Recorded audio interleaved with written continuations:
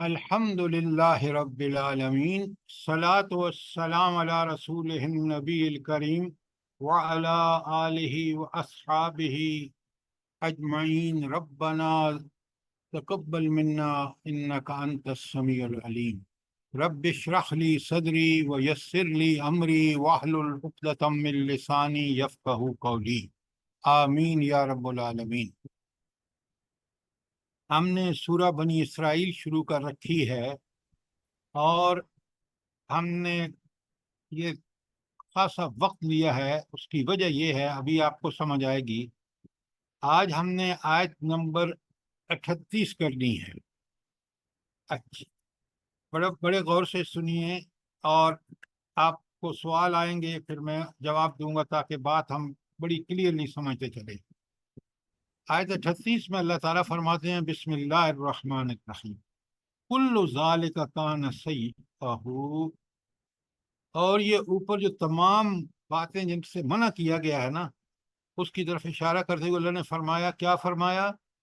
ان میں سے ہر کام کی برائی تیرے رب کے نزدیک مکروہ ہے۔ اچھا، اب کون سی باتیں ہیں جو اللہ تعالیٰ نے یہاں ہمیں بتایا ہے کہ وہ بری ساری باتیں جو ہیں، جو جن سے منع کیا ہے، وہ اللہ کے نزدیک بہت بری باتیں ہیں؟ کیا مطلب ہے اس کا؟ سر جی، غرور اور تکبر جو اکڑ کے لوگ چلتے ہیں۔ دیکھیں، آپ ایک کی بات کر رہے ہیں، اوپر بہت سر جی ساری چیزیں بتا رہی ہیں۔ جی، پیچھے سے آیت 31 سے ولا تقتلوا اولادکم، پھر آگے جتنی آیات ہیں، ولا میں ساری تقربوا بتاؤں الزنا۔ گا آپ کو، ابھی میں سب جی، کھول کے بتاؤں گا آپ کو۔ وہ ساری باتیں جن سے منع کیا گیا ہے، منع۔ وہ تمہارے رب کے نزدیک مکروہ ہیں، بری چیزیں ہیں۔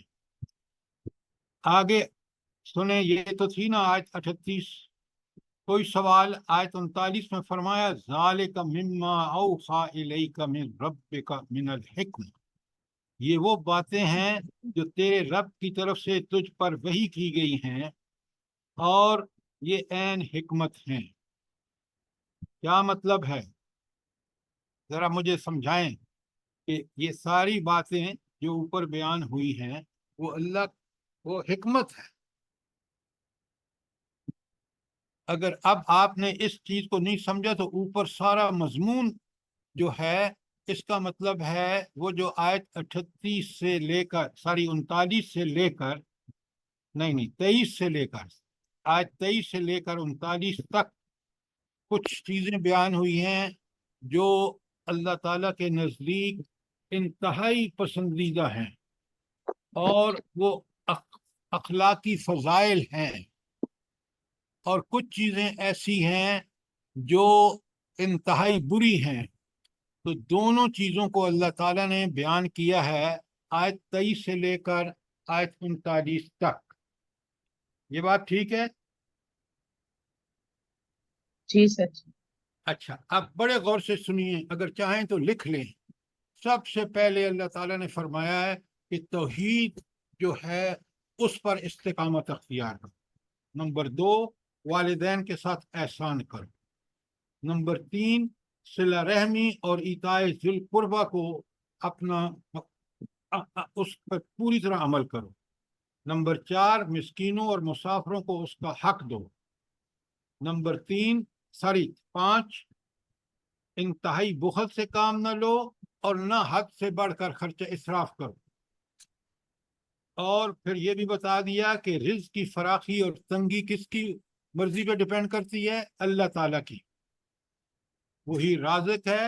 پھر فرمایا کہ ناپ اور تول میں پورا پورا دو۔ پھر فرمایا عہدوں کی پابندی کرو، اور جس چیز کا علم نہ ہو اس کے پیچھے نہ پڑو، اور غرور و تکبر نہ کرو۔ یہ ساری باتیں حکمت ہیں، یہ فضائل اخلاق ہیں، اور یہ حکمت ہے جس کی ہم کہتے ہیں کہ اللہ تعالیٰ ہمیں حکمت عطا کرے۔ آپ ان چیزوں پر عمل کریں، اللہ تعالیٰ آپ کو ضرور حکمت عطا کرے، اس لیے کہ خود اللہ نے کہا کہ ذالک مما اوحی الیک من ربک من الحکمہ۔ کتنی پیاری بات ہے، اگر ہم یہ قرآن کو سمجھ کے نہیں پڑھیں گے تو یہ چیزیں مس کریں گے۔ تو یہ وہ چیزیں ہیں جو آیت 23 سے لے کر 39 تک اللہ تعالیٰ نے جن کا حکم دیا ہے۔ اچھا، پھر آپ نوٹ کریں وہ جو 3 چیزیں سورہ نحل میں اللہ تعالیٰ نے سورہ نحل کی 90 میں فرمایا ہے کہ یہ 3 چیزیں اللہ حکم کس کا دیتا ہے؟ ان اللہ یامرکم بالعدل والاحسان وایتاء ذی القربی، 3 ٹاپ کی نیکیاں ہیں، یہ انہی 3 ٹاپ کی نیکیوں کی سمری یہاں بیان ہوئی ہے۔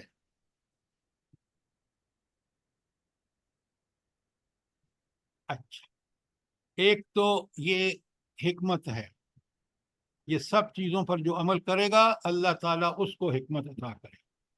اس کے بعد وہ جو 3 چیزیں وہاں سورہ نحل کی آیت 90 میں کہا کہ اور اللہ نے کس سے منع کی ہے؟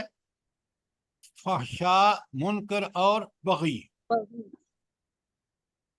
تو فحشاء، منکر اور بغی کے بارے میں جہاں جو چیزیں آئی ہیں، فضول خرچی نہ کرو، یہ شیطانی کام ہے، زنا کے قریب بھی نہ جاؤ، قتل حق ناحق نہ کرو، یتیم کے مال کے قریب بھی نہ جاؤ، یہ ہیں وہ ساری چیزیں جو پہلے بھی میں نے بتائی ہیں، جو فضائل اخلاق ہیں، یہ رذائل اخلاق ہیں، یہ چیزیں جو ہیں یہ حکمت ہے۔ سوال کریں جتنے مرضی ہے۔ آپ بڑے غور سے سنیں، یہ کیوں حکمتیں ہیں؟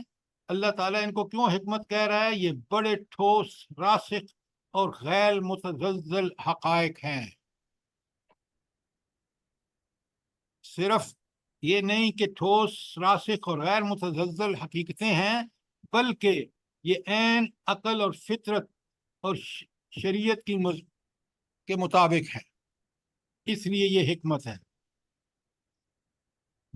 اور ان پر عمل کر کے اگر اپنی زندگیاں سنوارو گے تو پھر تم پاکیزہ، وہ جو اللہ تعالیٰ کہتے ہیں نا کہ تم اپنا تزکیہ کرو، تو تزکیہ یہ ہے کہ ان اچھی باتوں پر عمل کرو اور ان بری باتوں کو چھوڑ دو۔ یہ تزکیہ ہی حکمت ہے۔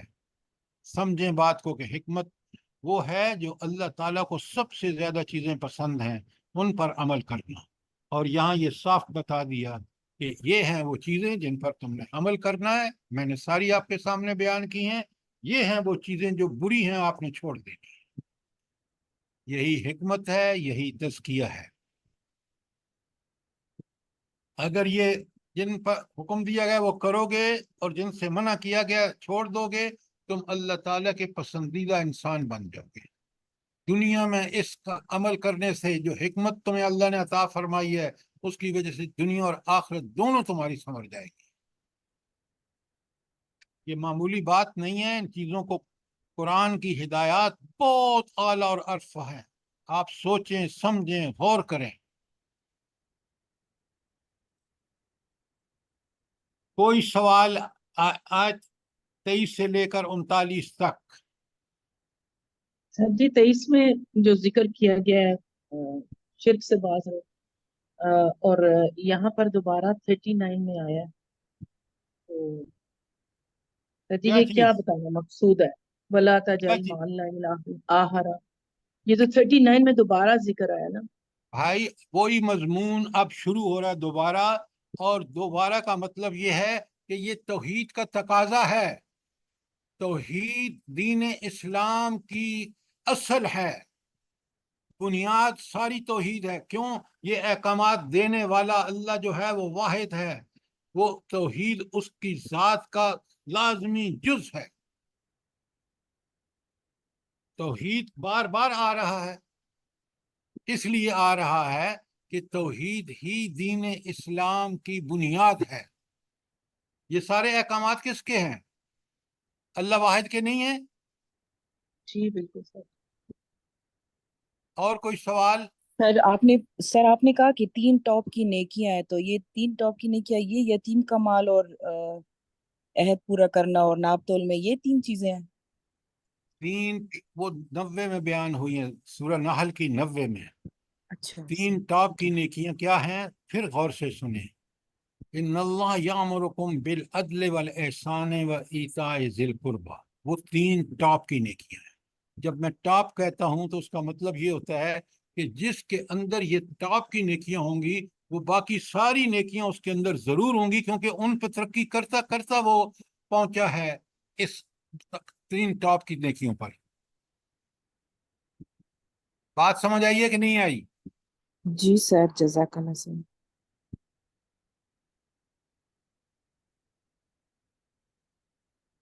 اور کوئی سوال؟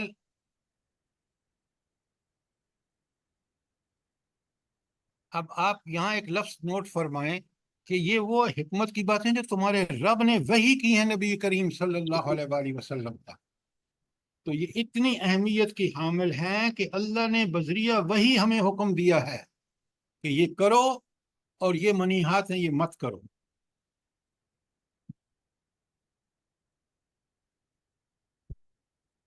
اگر کوئی سوال نہیں ہے تو آگے چلتے ہیں۔ آیت 39 کا میں پڑھ رہا تھا کہ یہ کس سمری کو اللہ تعالیٰ نے کس طرح اس کو سمرائز کیا ہے۔ خلاصہ ذالک مما اوحی الیک ربک من الحکمہ، یہ وہ حکمت کی باتیں جو تیرے رب نے تجھ پر وحی کی ہیں۔ آپ ذرا اس کا احساس کریں کہ یہ اللہ نے وحی کی ہیں، یہ ایسی چیزیں ہیں جن پر عمل کر کے ہی اللہ کی رضا حاصل کی جا سکتی ہے، دنیا میں اللہ کی تائید و نصرت حاصل ہوگی اور آخرت میں جنت۔ اچھا، اس کے بعد اگلی حصہ دیکھیں، وَلَا تَجْعَلْ مَعَ اللَّهِ إِلَٰهًا آخَرَ، اور اللہ کے ساتھ کوئی دوسرا معبود نہ بنا، یعنی شرک نہ کر۔ یہ جو ابھی ہماری بہن نے سوال کیا ہے توحید کے مضمون، اب وہ جو مضمون جہاں سے شروع ہوا تھا نا، وَقَضَىٰ رَبُّكَ أَلَّا تَعْبُدُوا إِلَّا إِيَّاهُ، آیت نمبر 23 میں بیچ میں سارے اخلاقی فضائل اور رذائل آئے جو اللہ نے وحی کیے ہیں۔ اب پھر مضمون توحید کا شروع ہو گیا۔ اگر کوئی ایسا کرے گا کہ اللہ کے ساتھ کسی اور کو معبود بنائے گا تو اللہ فرماتے ہیں اس کا انجام کیا ہوگا، سنے غور سے، فَتُلْقَ فِي جَهَنَّمَ، تو جہنم میں اس حال میں داخل ہوگا، ملمومم، تجھ پر لعنت ہو رہی ہوگی، وہ مدحورا، اور تو دھتکارا ہوا ہوگا۔ اس طرح اللہ تعالیٰ جو انسان شرک میں مبتلا ہوتا ہے اسے اللہ تعالیٰ کی لعنتوں کا کتنا آپ دیکھ رہے ہیں یہاں سامنے آ رہی ہیں کہ اللہ تعالیٰ اس کو جہنم میں پھینکے گا اس حال میں کہ ملمومن، اس پہ لعنتیں ہو رہی ہوں گی، وہ ملامت ہو رہی ہوگی، وہ مدحورا، اور اس کو دھتکارا جا رہا ہوگا۔ کتنی بے بسی اور کتنی انسان کی بدبختی ہوگی۔ کوئی سوال، کوئی چیز، یہ بڑی اہم آیت ہے کیونکہ یہ کنکلوژن ہے 39 نمبر پورے اوپر 23 سے لے کر 38 تک کا۔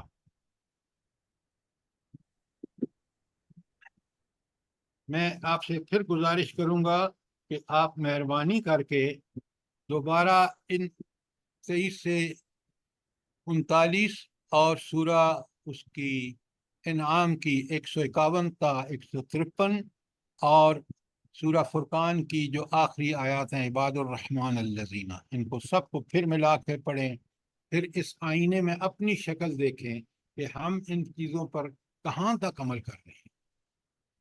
قرآن اس لیے نہیں آیا کہ ہم ثواب کے لیے پڑھیں، قرآن کتاب ہدایت ہے، پڑھیں لیکن پڑھ کے اس کے مقاصد جو ہیں وہ پورے کریں۔ تو توحید کے مضمون کی یاد دہانی پھر ہو گئی آیت 39 میں جب رب نے فرمایا وَلَا تَجْعَلْ مَعَ اللَّهِ إِلَٰهًا آخَرَ فَتُلْقَىٰ فِي جَهَنَّمَ مَلْمُومًا مَدْحُورًا۔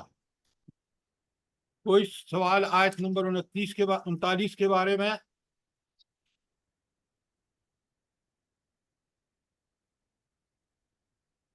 اچھا، اب ذرا غور فرمائیں، رب العالمین کس قدر انسان بدبخت ہیں اور اللہ تعالیٰ کس قدر گلہ فرما رہے ہیں کہ توحید کے مضمون کو اگر سمجھیں عین انسانی فطرت اور اس کے مطابق ہے، لیکن انسانوں نے شرک کی انتہا کر دی ہے۔ اللہ تعالیٰ فرماتے ہیں، آیت 40 میں آپ کے سامنے پڑھ رہا ہوں، اللہ تعالیٰ فرماتے ہیں أَفَأَصْفَى رَبُّكُمْ بِالْبَنِينَ وَاتَّخَذَ مِنَ الْمَلَائِكَةِ إِنَاثًا۔ کیسی عجیب بات ہے کہ تمہارے رب نے تمہیں تو بیٹوں سے نوازا ہو اور خود اپنے لیے ملائکہ، یعنی ملائکہ میں اپنی طرف سے لکھا ہوا ہے، ملائکہ کو بیٹیاں بنا لیا۔ وہ چیزیں جو اپنے لیے انسان ناپسند کرتا ہے، جو جاہل ہوتے ہیں نا، وہ کہتے ہیں یہ بیٹیاں بڑی مصیبت ہوتی ہیں، نہ کماتی ہیں بلکہ خرچہ ہی خرچہ ہوتی ہیں۔ حالانکہ آپ پڑھیں قرآن اور احادیث میں، یہ نعمت ہے اللہ تعالیٰ کی، اس کی وجہ سے لوگوں کو اللہ تعالیٰ آسانیاں اور رزق عطا فرماتا ہے۔ کس قدر محبت کرتی ہیں بیٹیاں، آپ نے کبھی نوٹ کیا ہے؟ بالکل سر، گھروں سے چلی جاتی ہیں شادیاں کر کے، تو دیکھیں گھر کیسے ویران ہو جاتے ہیں۔ وہ اس شادی کے بعد بھی جو سب سے زیادہ محبت کرتی ہیں اپنے والدین سے، وہ بیٹیاں ہوتی ہیں۔ ایک کیس میرے پاس آیا، ان بیٹوں نے ماں کو ساتھ رکھنا پسند نہیں کیا، اس لیے کہ ان کی بیویاں یہ نہیں چاہتی تھی۔ تو فیصلہ یہ ہوا کہ وہ ماں جو ہے وہ بیٹی کے پاس رہے گی، اور بیٹی قریب ہے، لیکن وہ بیٹی محبت کی وجہ سے اپنی ماں کو سنبھالے گی۔ یہ بیٹے کس قدر بدبخت ہیں۔ اللہ تعالیٰ کس طرح اس انسان کے شرک، جو وہ اللہ کی بیٹیاں، فرشتوں کو اللہ کی بیٹیاں، یہ کون بناتا تھا بھلا فرشتوں کو اللہ کی بیٹیاں؟ مشرکین مکہ۔ مشرکین مکہ۔ اچھا، تو قرآن نے کس طرح اللہ تعالیٰ ان کافروں کو جو اللہ کے ساتھ شرک کرتے ہیں، اور شرک بھی وہ جو اپنے لیے پسند نہیں کرتے، وہ اللہ کے لیے پسند کرتے ہیں۔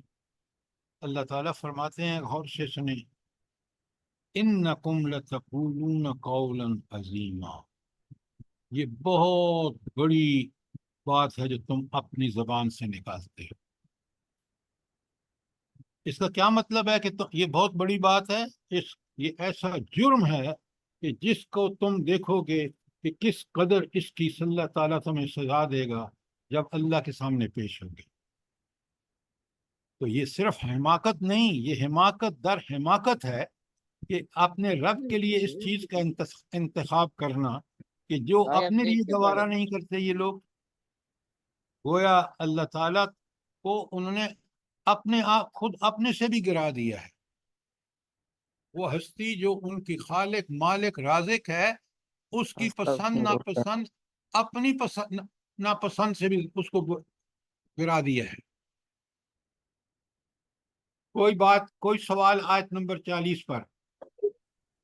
جی سر، اب اس میں اجازت ہو، اب اگر یہ یہاں پر وہ قریش مکہ کہتے ہیں ہم فرشتوں کو بیٹے بنا دیں، تو پھر اس کی تفسیر کیسے ہوتی ہے؟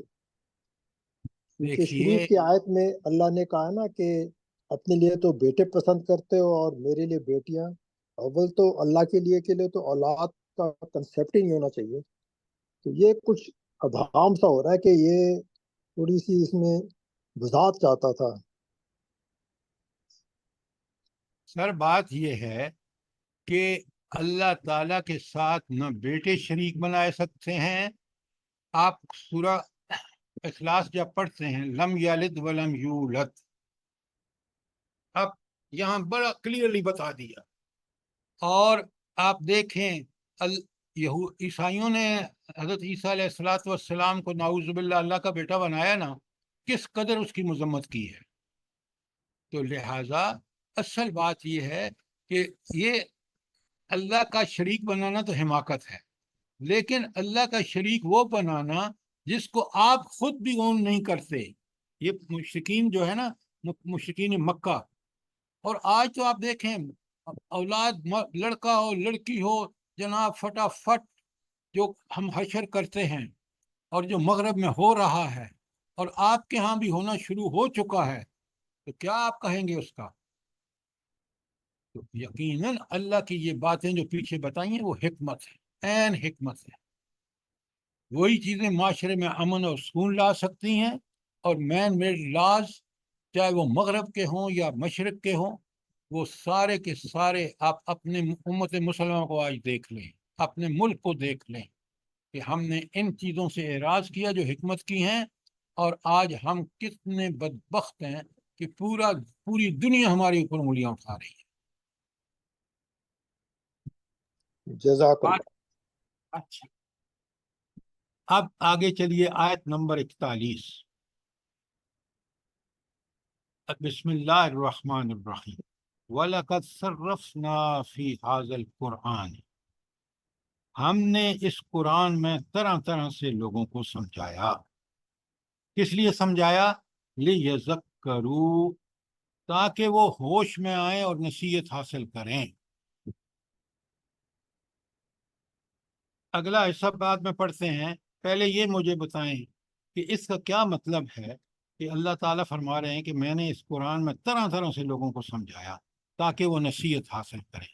یہ طرح طرح سے کیسے سمجھایا اللہ تعالیٰ نے؟ سر ایک ہی مضمون کو بار بار ریپیٹ کیا مختلف الفاظ میں تاکہ انسانوں کی سمجھ میں باتیں اچھے طریقے سے آ جائیں، نصیحت پکڑیں۔ ایک سر وہ طریقہ۔ دوسری قوموں کے مثالوں عبرت کے بیچ میں الزام کو سمجھایا۔ پچھلی قوموں کی مثالیں دے کر ہر چیز کے ذریعے اللہ تعالیٰ نے ہر طریقے سے سمجھایا ہے۔ شاباش۔ نمبر 2، پہلا تھا انہوں نے بتایا ڈاکٹر صاحبہ نے کہ اللہ تعالیٰ نے ایک ہی مضمون کو طرح طرح سے سمجھایا۔ نمبر 2 آپ نے کہا سابقہ قوموں کی تاریخ سے بھی بات کر۔ نمبر 3، شاباش جلدی کریں۔ نیکی اور بدی اور جنت اور جہنم کے واقعات کو واضح کر کے بتایا۔ نہیں، یہ آپ ہر احکام بتا دیے نا کہ آپ نے زنا سے بھی دور رہنا ہے، والدین کی اطاعت کرنی ہے، یتیموں کے ساتھ ایسا یہ سلوک کرنا ہے۔ احکامات ہیں، سنیں میری بات، ہم بات طرح طرح سے سمجھایا۔ اب 2 طرح آپ کے سامنے آ گئی۔ ایک ہی مضمون کو جیسے ڈاکٹر صاحبہ نے بتایا کہ اللہ تعالیٰ نے مختلف طریقوں سے بیان کیا۔ دوسرا آ گیا کہ سابقہ امتوں کے حالات اور واقعات سے ثابت کرا کے سمجھا دیا۔ تیسری بات کس طرح سر سمجھایا؟ کائنات میں جی کرام نے بتایا قرآن میں قرآن میں ان سب کا ذکر ہے۔ بھائی ذکر ہے، اب مجھے تیسرا نمبر بتائیے، آپ الٹی سیدھی باتیں مت کریں۔ سر تیسرا ہم نمبر ہے کبھی کائنات میں سے فطری دلائل دیے۔ کبھی ہاں، یہ ہوئی نا بات۔ خبردار کر کے جی کبھی خبردار کر کے کبھی خوشخبریاں دے کر اس طرح سمجھایا۔ طرح طرح سے سمجھائے کی بات کریں۔ اب سنیں، یہ چیزیں لکھیں خدا کے لیے تاکہ آپ کو سمجھ آئے بات۔ پہلی بات کہ اللہ تعالیٰ نے ایک ہی مضمون کو مختلف آیات میں کسی مختلف دلائل سے کھول کر سمجھایا، نمبر 1۔ نمبر 2، تاریخی مثالیں سابقہ حالات قوموں کے حالات سے دی۔ نمبر 3، لکھیں اللہ تعالیٰ نے مثالوں سے سمجھایا۔ نمبر 4، مختلف دلائل سے سمجھایا۔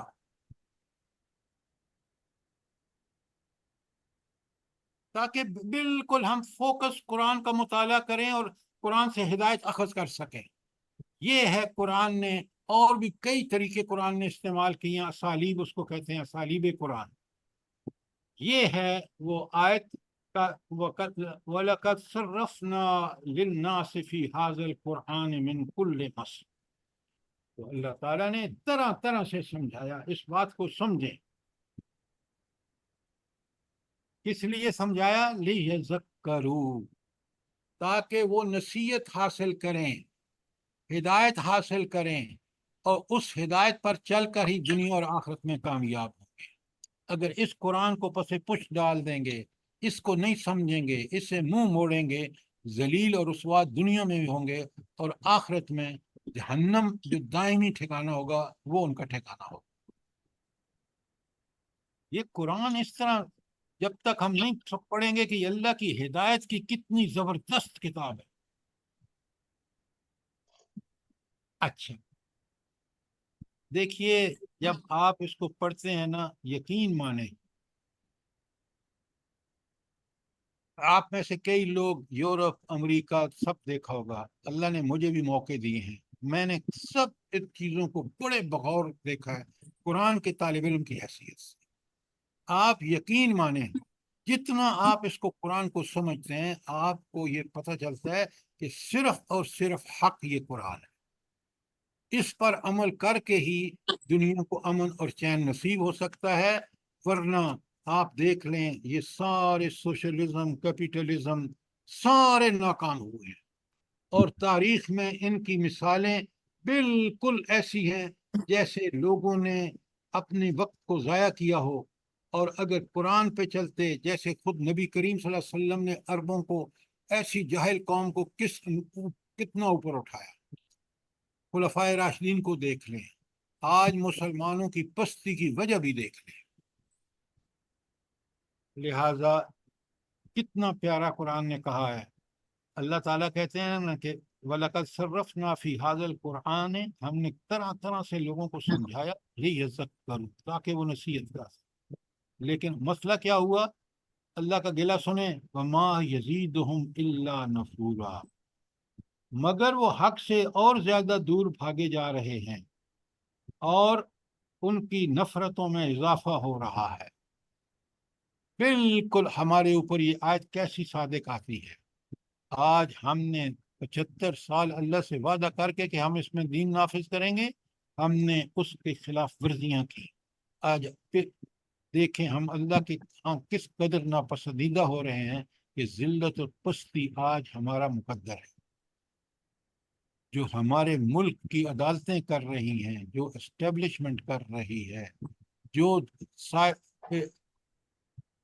مال لوگ کر رہے ہیں، جو اداروں کے سربراہ کر رہے ہیں، مجھے بتائیں یہ ساری چیزیں اللہ کے احکامات کے خلاف نہیں ہیں؟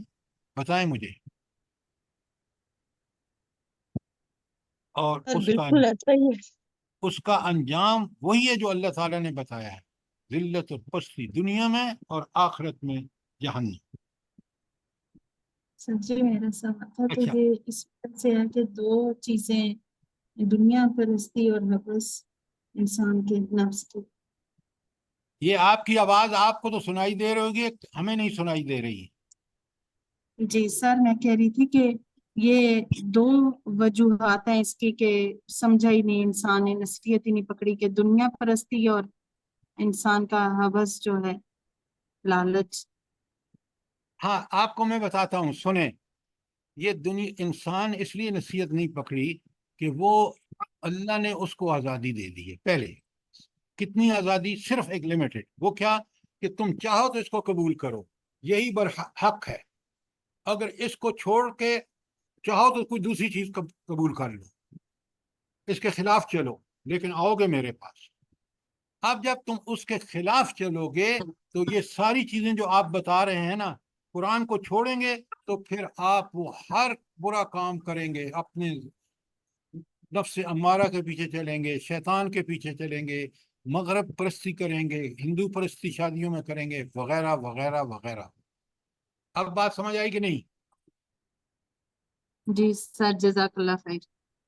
اچھا، اب آیت 41 اگر کلیئر ہے تو آیت 42 پہ آ جائیے۔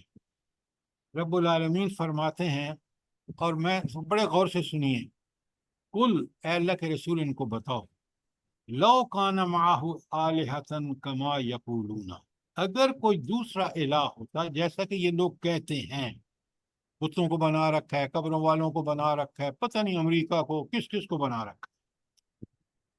اللہ فرماتے ہیں، دیکھیں کتنی بڑے چیلنج اللہ دے رہے ہیں، کل اے اللہ کے رسول ان کو بتاؤ، لو کان معہ آلہۃ کما یقولون، اگر اللہ کے ساتھ کوئی دوسرا الہ ہوتا جیسے یہ لوگ کہتے ہیں، اذا لابتغوا الی ذی العرش سبیلا، تو مالک عرش کے مقام کو پہنچنے کی ضرور کوشش کرتے۔ پہلے تو یہ بتائیں کہ یہ آیت کیا ہے؟ ترجمہ میں نے آپ کے سامنے کر دیا ہے۔ یہ دلیل کون سی دلیل ہے بلا؟ توحید کی عقلی دلیل ہے، صرف توحید کی دلیل نہیں ہے، توحید کی عقلی دلیل ہے۔ ایک گھر میں، آپ ذرا مثال میں اس الگ سے دے رہا ہوں تو آپ کو سمجھنے کے لیے، ایک گھر میں جب اللہ تعالیٰ نے بنایا ہے مرد کو قوام، قوام کا مطلب یہ ہے کہ اب وہ فیصلے عین قرآن و سنت کے مطابق گھر کے معاملات میں کرے گا۔ اب وہ ہے دنیا پرست۔ بیوی کو سمجھ آ گیا ہے کہ یہ بندہ جو ہے یہ ویسا ہی ہے، اس میں استقامت نہیں ہے۔ آہستہ آہستہ ایک نیچرل بات ہے کہ وہ بیوی جو ہے وہ پھر اس گھر پہ کنٹرول اس کا ہو جاتا ہے اور قوام وہ بن جاتی ہے، اور یہ بندہ جو ہے یہ کیونکہ اپنا کام نہیں کرتا، تو گویا پتہ یہ چلا کہ اگر ایک بندہ جو ہے نا وہ گھر میں قوام ہوتا، اپنی ڈیوٹیاں ٹھیک کرتا، تو یہ صورتحال پیدا نہ ہوتی۔ اسی طرح اس کائنات کا صرف ایک رب ہے، ایک الہ ہے، کوئی اور الہ نہیں۔ اور اگر کوئی الہ ہوتا تو ضرور یہ کوشش کرتا کہ اس کی جگہ لے لے، یا کہ اسی کرسی پہ بیٹھ جائے عرش پر جس پہ اللہ بیٹھا ہے اور کائنات کو چلائے۔ یہ عقل بھی مانتی ہے کہ کوئی بندہ جب اشتراک کرتا ہے تو وہ کوشش کرتا ہے کہ ڈرائیونگ سیٹ پہ وہ بیٹھ جائے، اقتدار اس کے پاس آ جائے۔ تو اللہ فرما رہے ہیں کہ یہ عقلی دلیل ہے، عقل مانتی ہے کہ اللہ کے علاوہ کوئی الہ نہیں ہے۔ اگر الہ واقعی ہوتے تو پھر وہ یہ کوشش کرتے کہ اللہ کی پوزیشن خود سنبھال لیں۔ بات اگر سمجھ نہیں آئی تو سوال کریں، بہت بڑی عقلی دلیل ہے۔ اس لیے کہ کائنات کا حکم اس کے ہاتھ میں ہے، پوری کائنات کی پلاننگ، ایگزیکیوشن، آج بھی ہر چیز پر کنٹرول صرف اللہ کا ہے، کوئی اس کا شریک نہیں ہے۔ اگر شریک ہوتا تو پھر ضرور کوشش کرتا کہ وہ اللہ کی پوزیشن کو سنبھال لے۔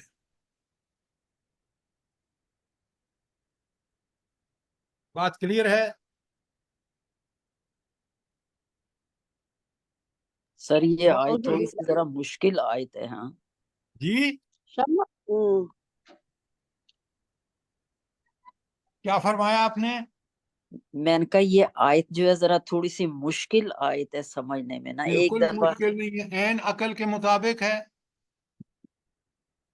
بھائی اللہ کہہ رہے ہیں کہ سوچو کہ اگر کوئی اور بھی الہ ہوتا جس کے پاس یہ طاقتیں، اللہ الہ اس لیے کہ اس کے پاس طاقتیں ہیں، اگر کوئی الہ فرض مال ہوتا تو وہ ضرور یہ کوشش کرتا کہ اس اللہ کو ہٹائے اس سیٹ سے اور جا کے خود بیٹھے۔ یہ انسانی عقل بھی یہ کہتی ہے۔ کسی ملک میں جب دو بادشاہ ہو جائیں تو بتائیں کہ ایک بادشاہ جو ہے وہ ہمیشہ کوشش کرے گا کہ دوسرے بادشاہ کو اوسٹ کر دے۔ مشکل آیت نہیں ہے، آیت عین عقل کے مطابق ہے۔ اللہ تعالیٰ جو بات بیان فرما رہے ہیں وہ عقل میں سمجھ آتی ہے۔ سر جزاک بچپن میں ہم اللہ نے خیر۔ اسلامیات میں پڑھا تھا کہ اگر دو خدا ہوتے تو اگر جیسے سورج اگر مشرق سے نکلتا ہے تو دوسرا کہتا کہ نہیں ادھر غروب ہونا چاہیے، پھر وہ دونوں اس بات پہ لڑتے رہتے۔ تو ہر ایک کیا مطلب چاہتا، آپ سنیں، ہر ایک کیا چاہتا کہ کنٹرول میرا ہو۔ یس اس لیے بالکل۔ ہاں، تو آپ نے جو بی اے میں پڑھا ہے وہ قرآن ہی سے اخذ کیا ہے انہوں نے۔ جی سر، سسٹم چلنا ہی مشکل ہو جاتا، جی سسٹم کا چلنا ہی مشکل تھا پھر۔ ہاں بالکل، یہ نظام طے والا ہو جاتا۔ بڑی عقل میں سمجھ میں آنے والی بات اللہ تعالیٰ نے فرمائی ہے۔ ہر آدمی سمجھ سکتا ہے کہ ایک الہ ہے، پورا کائنات کس طرح پورے نظم کے ساتھ چل رہی ہے، ایکوریٹلی چل رہی ہے، سورج ٹھیک نکل رہا ہے، چاند ستارے اسی کے حکم کی پابندی کر رہے ہیں۔ سبحانہ، کتنی پیاری بات آگے آیت 43 میں فرمائی، سبحان، وہ پاک ہے ہر عیب سے۔ کیا مطلب ہے کہ وہ ہر عیب سے پاک ہے؟ وہ پاک ہے، یہ اس کا کوئی شریک اس کا عیب ہے، تو وہ ہر غلطی، ہر نقص، ہر خرابی سے پاک ہے، تو شرک ممکن ہی نہیں ہے اس کی ذات کے ساتھ۔ وَتَعَالَى، اور بہت بلند ہے، اما یقولون، جو یہ مشرک کہتے ہیں نا، اما یقولون، وہ جو کہتے ہیں، یعنی مشرک جو کہتے ہیں اس سے بہت بلند ہے۔ یہ جن کو شریک ٹھہراتے ہیں ان کی کوئی حیثیت ہی نہیں، وہ خود مخلوق ہیں۔ بڑی پیاری آیت ہے توحید اور شرک کے حوالے سے، سبحانہ، وہ ہر عیب سے پاک ہے۔ وَتَعَالَى عَمَّا يَقُولُونَ، اور یہ جو مشرک باتیں کرتے ہیں اس سے بہت بلند ہے۔ عُلُوًّا کبیرہ، یہ علوًا مبالغہ ہے، بہت ہی بالا تر، کبیرہ بہت ہی بڑا۔ تو اللہ جو ہے وہ آپ کی میری سوچ سے بھی کہیں بالا تر ہے، کہیں بڑا ہے۔ اچھا، ایک چیز نوٹ کریں، قرآن کے طالب علم کو نوٹ کرنی چاہیے کہ جہاں بھی شرک کی بات ہوئی ہے نا، اس کے بعد اکثر جگہوں پہ اللہ تعالیٰ فرماتا ہے سبحانہ، کہ اس شرک سے اللہ پاک ہے۔ کوئی سورہ آیت 43 کے بارے میں کوئی سوال؟ اچھا، اب ذرا غور سے دیکھیں، اگلی آیت کمال کی توحید بیان کر رہی ہے۔ تو سبح لہو السماوات سبع والارض من فیہن، تسبح لہو، تسبیح بیان کر رہی ہے اس کے لیے، یعنی اللہ تعالیٰ کے لیے۔ لہو ما فی السماوات سبع، جو ساتوں آسمانوں، والارض، اور زمین میں ہے، ومن فیہن، جو کچھ اس کے درمیان ہے۔ اب ذرا غور کریے کہ وہ اتنی بالا تر، بلند اور علوًا کبیرہ ہے کہ اس کی تسبیح، اس کی بے عیبی جو ہے وہ کائنات کی ہر چیز بیان کر رہی ہے، زمین و آسمان اور جو کچھ اس میں۔ آگے بڑے غور سے سنیں، وَإِن مِّن شَيْءٍ، کوئی ایسی چیز نہیں، إِلَّا يُسَبِّحُ بِحَمْدِهِ، جو اس کی تسبیح بیان کر رہی ہو حمد کے ساتھ۔ وَلَٰكِن لَا تَفْقَهُونَ تَسْبِيحَهُمْ، لیکن مسئلہ یہ ہے کہ تم ان کی تسبیحات کو سمجھتے نہیں۔ ذرا غور سے سمجھیں، میں بول رہا ہوں، اس کو سوال کریں۔ اچھا، اب یہاں دیکھیں کہ ایسی ہستی ہے، اس کی بے عیبی، تسبح، تسبیح بیان کر رہی ہے، یعنی بے عیبی بیان کر رہی ہے، ساتوں آسمان، زمین اور جو کچھ اس میں ہے۔ اچھا، یہ حال سے بیان ہو رہی ہے، یہ تو ہے نا کہ وہ اپنے حال میں بتا رہی ہیں کہ دیکھ، جو ہمارے پیدا کرنے والا بے عیب ہے، زمین ہو، آسمان ہو، یا کوئی چیز۔ اس کے بعد فرمایا کہ نہیں، صرف زبان سے، وہ حال سے نہیں، وَإِن مِّن شَيْءٍ إِلَّا يُسَبِّحُ بِحَمْدِهِ،